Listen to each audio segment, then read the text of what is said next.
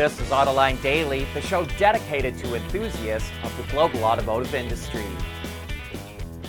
Tesla just raised the price of the Model Y by $1,000. We expect Ford to raise prices on the Mach-E, and Cadillac should be able to sell a lot more Lyriqs.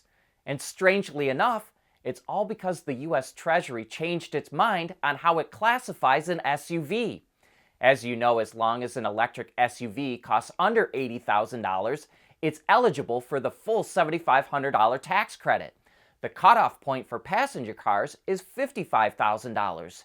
And the Model Y, the Mach-E, and Cadillac Lyriq all cost over $55,000, and a number of versions were classified as passenger cars, so they didn't qualify for the tax credit. But then the Treasury changed its mind and now calls them all SUVs. And here's what changed. When it comes to calculating the corporate average fuel economy, or CAFE, the EPA uses one definition for SUVs. But on its website, www.fueleconomy.gov, where the public can search for fuel economy of vehicles, the EPA uses a different definition, which is more in line with how the public perceives what an SUV is. So the Treasury changed to the public definition. Tesla and Ford cut prices on certain versions of the Model Y and Mach-E so they could qualify them as passenger cars. But when the definition changed, Tesla raised prices, and so we think Ford will do the same. So what makes an SUV an SUV? There are several things. For CAFE, to be an SUV, a vehicle has to have four-wheel drive or a gross vehicle weight over 6,000 pounds. But on the EPA's public website, they're called SUVs as long as the luggage area is open to the main cabin and it has a flat floor, not a trunk well. At least one of the rear seats has to fold down for more luggage area. The roof has to extend to the rear of the vehicle to create more luggage room.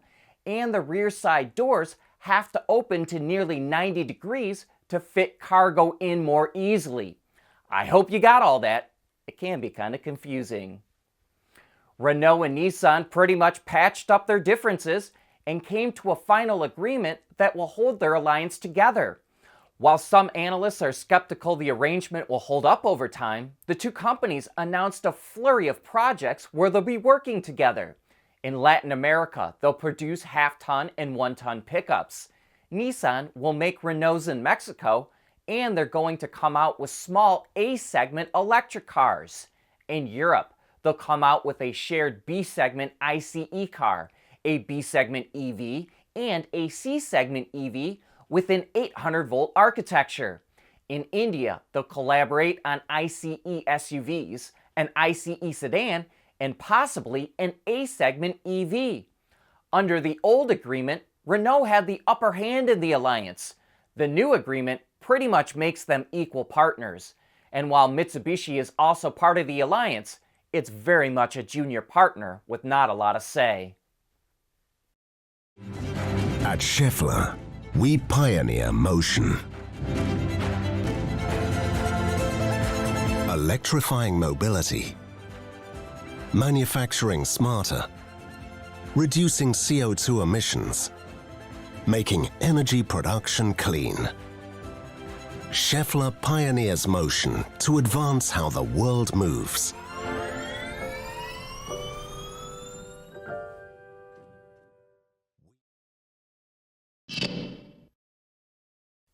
Chinese automaker NIO has got a giant semi-solid-state battery that, after several delays, says is going into production in the first half of this year.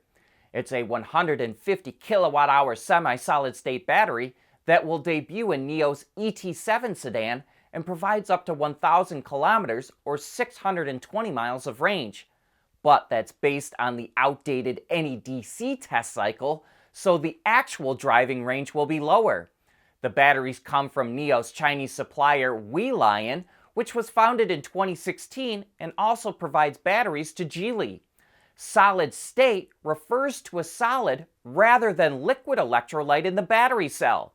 The benefits of having a solid electrolyte are better energy density and reliability, faster charging, and they're also safer.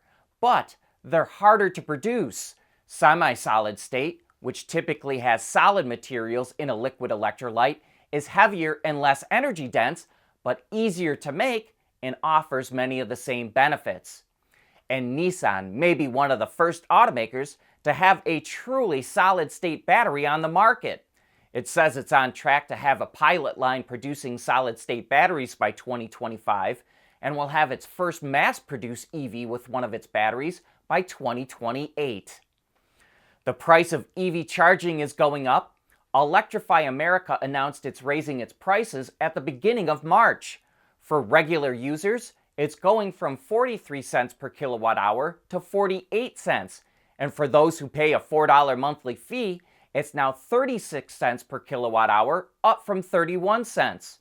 And some of the 800 charging stations that EA currently operates still charge by the minute, and those prices are up too.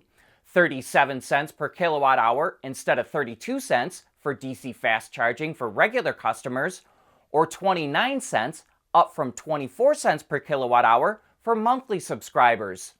Electrify America says it raised its prices because of rising operational and energy costs. And unfortunately, we're not done with the semiconductor chip shortage yet. Chip maker NXP Semiconductor says there's still multiple kinds of automotive chips that will have tight supplies throughout the year and will hold back production for some automakers. And this includes both newer chips for EVs and some of the older chips that are more widely used throughout the industry. And we've already seen automakers like Ford and Toyota forecast struggles around chips for 2023. And even though it is pretty staggering to see Auto Forecast Solutions say, by the end of this year, a total of 18 million vehicles will have been removed from production because of the chip shortage over the years, there is still hope. NXP also says the days of millions of vehicles not being able to be built are behind us. We want to know what drives your testing. OTA, connected car, diagnostics, remote testing. Intrepid Control Systems is here to help you work from anywhere. Intrepid Control Systems, driven by your data.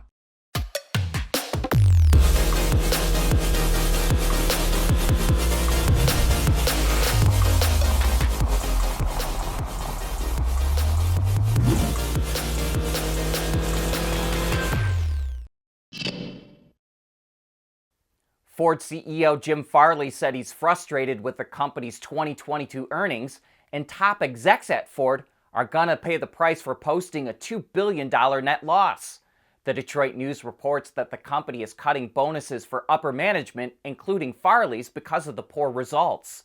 Recalls, warranty costs, and supply chain issues drag down its earnings. But while top execs are getting a lower bonus, most other salaried employees will earn their full bonus, and hourly workers will receive up to $9,100 in profit sharing. Faraday Future says it's ready to crank up its assembly line. It finally got the money it needs to start making the FF91. The company's stock jumped 28% in pre-market trading on the news, which is good because it had plummeted 92% since going public in July of 2021.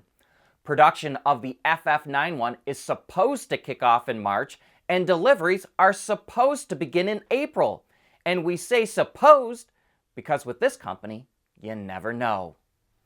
BMW is going to start making EVs in Mexico, and it's investing 800 million euros, or nearly $870 million, to build its new class EVs at its plant in San Luis Potosí starting in 2027. More than half of that investment will go towards building a new battery assembly facility. And BMW isn't the only automaker planning to build EVs in Mexico. The country's foreign minister tells Reuters that Audi, GM, Stellantis, and Tesla have all expressed interest in producing electrics there. He says the government will give automakers, quote, all the facilities we can, and adds the country has advantages over the US, like lower export costs. EVs made in Mexico qualify for IRA subsidies, and Mexico is also trying to attract more semiconductor and battery companies.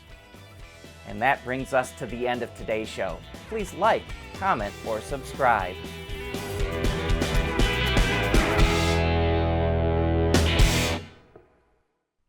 Autoline Daily is brought to you by Bridgestone, solutions for your journey. Intrepid Control Systems, over-the-air engineering, boost your game.